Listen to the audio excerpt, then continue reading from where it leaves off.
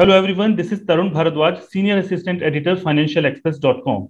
Today we are here to discuss the various initiatives Rajasthan government is taking for the development of tourism in their state. But before that, let me give you a background of how the COVID-19 severely hit the tourism and the hospitality industry, and the industry definitely came to a grinding halt. Before the outbreak of the COVID-19 pandemic, tourism was one of the most important sectors in the world economy, contributing to nearly 10% of global GDP and providing employment to over 320 million people worldwide.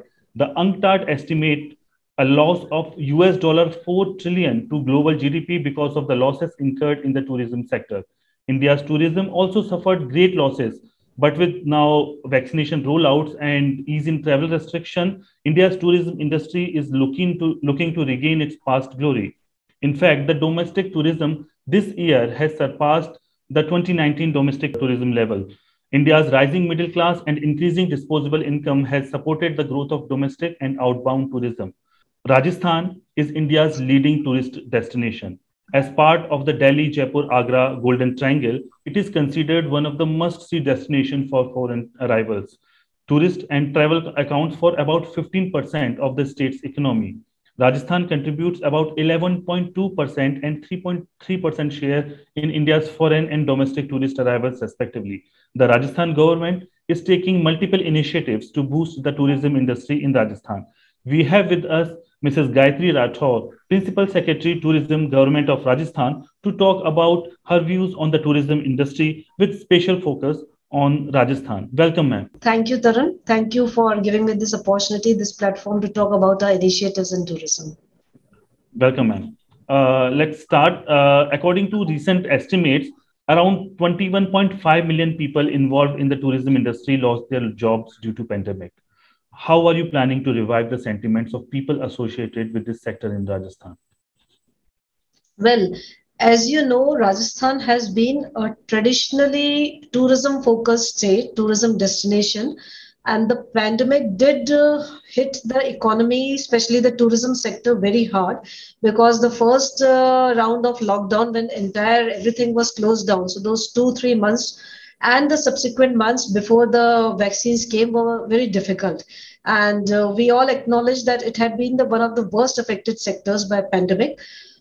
By rolling out vaccines and by taking some safety measures, Rajasthan tourism tried to again get on track, but again the second wave was again slightly, I mean, not, it was very deadly. Though there were not complete lockdowns, but yet people were very reluctant to step out their houses. Fortunately, since last August, there has been a positive environment also, and people have been coming forward because for almost 2 years, all the tourism entertainment activities were put to hold.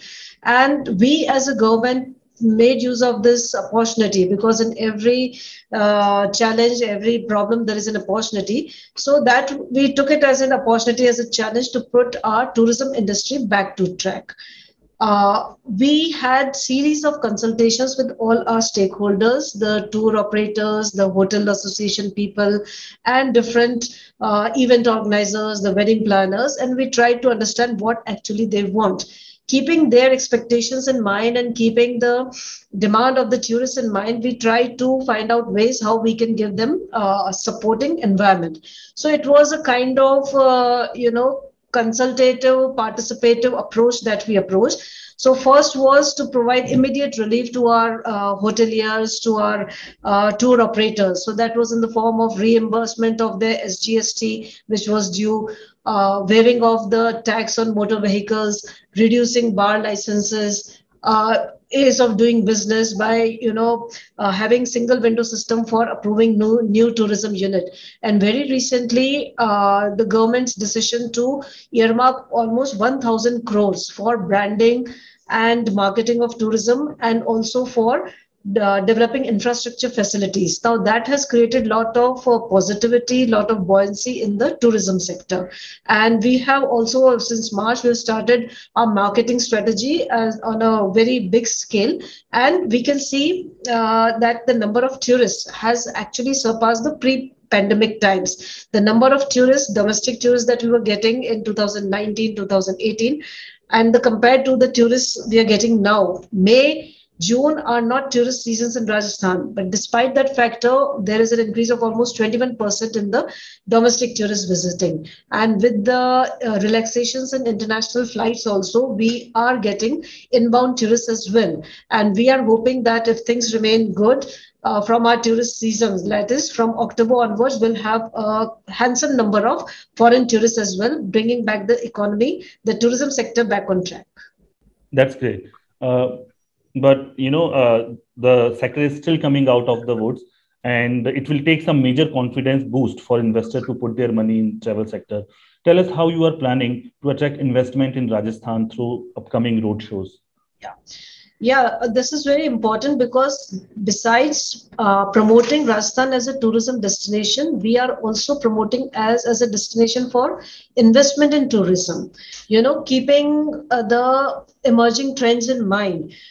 People do want to travel, do want to experience, and do want to have varied experiences. And we are also targeting on repeat tourists, right? So there is a wide variety of tourists, be it luxury tourists, be it domestic tourists, be it adventure tourists, be it those who are coming for religious point of view, those who are coming as vacations, those who are coming for medical purposes, wellness tourism.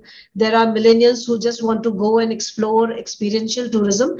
So we are trying to offer a bouquet of services to the potential investors, that it is not simply a hotel industry, it is not simply a resort that you can put out, but you can pick and choose among variety of options that we are offering. Like very recently, we have started the guest house scheme. If someone wants to put up a small budget hotel from 6 to 15 or 6 to 20 rooms as part of guest house schemes, they can avail a lot of benefits from the government. We have also initiated the paying guest house scheme. So that is a kind of bread and breakfast scheme. If you invest in a smaller property and offer the bread and breakfast services, you can tie up with the chains like OYO, Airbnb, or whatever, and offer your property for that. They are smaller properties. For the bigger things, we are giving better incentives under our RIPS. This is Rajasthan Industrial Promotion Scheme, where tourism, we have declared it as a thrust sector. And if you are investing more than 5 crores, we are giving a capital subsidy of 25 lakhs or interest subsidy of 5% for 5 years. Similarly, under RIPS, we are giving exemptions in conversion charges, in the stamp duty charges, and there is a customized packages for reimbursement of SGST and other taxes due to the government. So, in addition to this, again, if you talk of offbeat areas, we are also offering experiential tourism. If someone wants to come, experience the rural life, see how the cattle rearers live, how do they work. So we are promoting that also. If someone wants to come and invest there, we are promoting like just Jhalawar as an orange country. Jhalawar has bumper orange production. So now if someone wants to just see how the fruiting is happening, how the fruits are plucked, how they are packed and marketed, one can come and stay in those orchards and experience that same. So, I mean, there are a variety of options that we are offering to the investors. We have also opened up adventure tourism. We have a lot of water bodies, we have a lot of mountains and eco trails. If someone wants to come and set up paragliding, parasailing, seaplanes, river cruise, they can come and invest. So we are approaching through road shows, through these webinars, through personal meetings. Rajasthan Domestic Travel Mart that we are organizing in the month of July will be calling all the stakeholders, the sellers and the buyers, and offering them to the investors. That's a revelation for me, even though I come from Rajasthan, that Jhalawar is now orange orange producing area, because we only know Nagpur to be the orange capital of the country, but that's great. Tourism and hospitality sector got industry category as announced in the budget 2022-23 by Chief Minister Rajasthan. Tell us how it will help the sector. Yeah.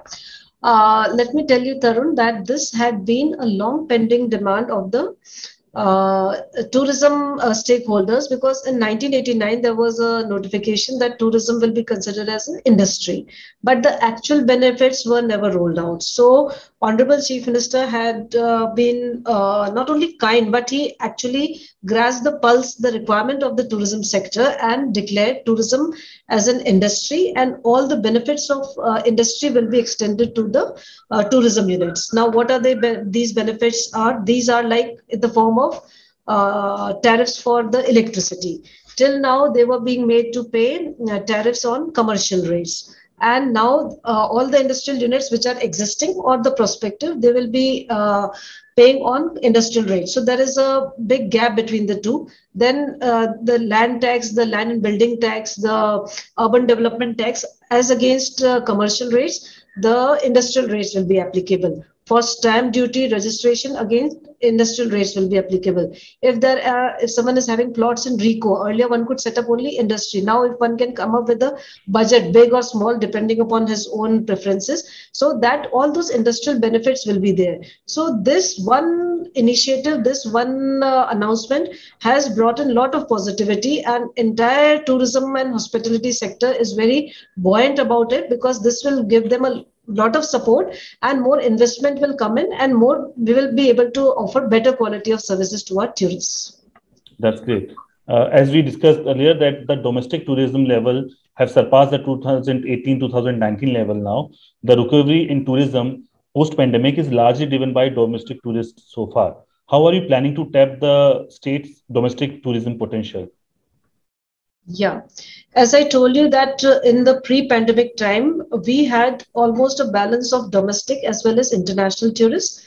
This year, from beginning our tourist season, we are expecting international tourists, but in considerable, not in those numbers. So again, we are focusing very much on our domestic tourists, and the road shows that we are planning, trying to go to different prominent cities, have one-to-one meeting with the tour operators there who make customized packages for their clients.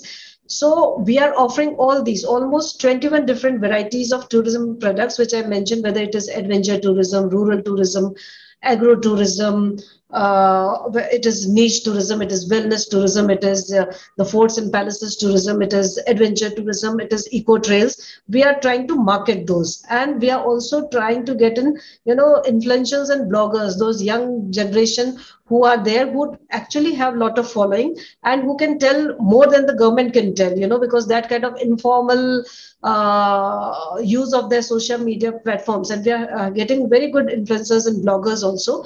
And subsequent to their visits to our prominent areas, there is a definite increase also in the number of domestic tourists. Like we have marketed our areas, those adjoining Delhi, the NCR area, Noida area.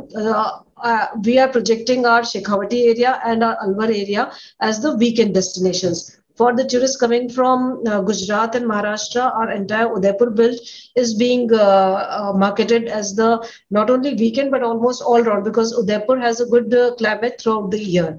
So that way, our focus is on domestic tourists. We'll be holding marts even in Odisha, in Kolkata, in Tamil Nadu, so that people know that other than forts and palaces and sand dunes, Rajasthan has many things to offer. Yeah. One thing that Rajasthan has to offer is the fairs. Coming from Rajasthan, I know about the fairs that take place across the districts of Rajasthan. Pushkar has been the crown jewel of Rajasthan tourism sector, the Pushkar fair. Tell us how you are planning to publicize Rajasthan's fairs and festivals. They are like, so different and so colorful. Yes, you're very correct, because Rajasthan is known for its colorful, vibrant, lively fairs and festivals, and Yeah. that has been a major attraction. Be it Pushkar Fair, be it the Desert Festival of Jaisalmer, be it the Camel Festival of Bikaner, be it the Chandrabhaga Fair, you name it. And Yeah. there are lots and lots of. I mean, on our official calendar, we have some 74 fairs and festivals listed. Not to speak of those small fairs and festivals which are held every month or whatever in the districts. So of course we are trying to popularize these by taking them to a next level. Next level means that till now they have been primarily cattle fair and some addition by the tourism department. So now we are trying to market it, as I told you, experiential tourism. Now we are trying to bring smaller brands as well as bigger brands to them. We are trying to add more activities like hot air ballooning, like paragliding, I told you, so that it creates a feeling of adventure, some kind of someone looks forward to, because we are looking for repeat tourists also. In addition to this, Pushkar, we will also be starting Sambar festival. Now, Sambar is a very very good destination, but still not explored. So, Sambar will be promoting it. We will be starting astro tourism, night tourism in Sambar, because Sambar has beautiful long patches where you do not have any habitation and you can see the galaxy very clearly. So, that will be a part of that. Secondly, we are also trying to bring World Music Festival to Udaipur. There were one or two rounds earlier in 2016-17, but that was discontinued. Then Jazz Festival also. So it is a combination of those traditional fairs and festival and adding some, up element to it. We are trying to bring in Jahan-e-Khusro also, adding to one of the festivals of Jaipur. So that will add to the value, that will lead to value addition to our fairs and festivals, and will market them in a very big manner.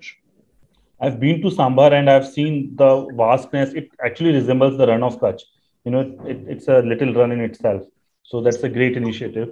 Rajasthan is a border state and it shares a long border with the neighboring country, but it is yet to utilize its potential for border tourism. What are your plans in this regard? Yeah, we also realize that we have this potential for border tourism, and we, in fact, said almost 3-4 times with our BSF people, with Ministry of Tourism, that most of us have seen the Wagah border, and we have seen how tourists go then, and how they are filled with patriotism, and it really gives you that lot of Definitely, excitement. yeah, patriotic feeling that you get there. Yeah, On similar basis, we have this Tanot area in yeah, Jaisalmer, yeah. and that was famous after 1971 war, where the bombshells from Pakistan that did not explode, and that has become a place for a lot of sentiments and religious sentiments attached also. So.